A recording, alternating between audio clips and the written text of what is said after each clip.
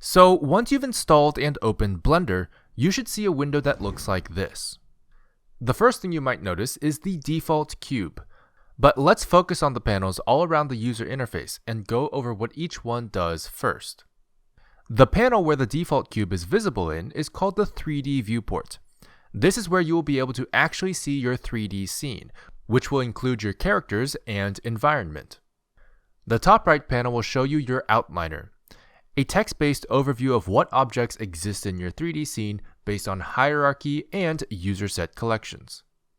The right-hand side will show you a panel of properties for various types of data, including scene data, object data, material data, and more. And at the bottom here we have our timeline, a representation of time as we play back our animation. Now, with just these panels, you can already accomplish a lot.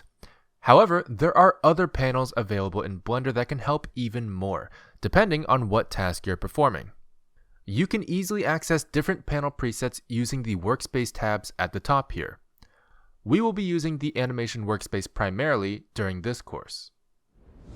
In the next video, we'll be discussing navigation.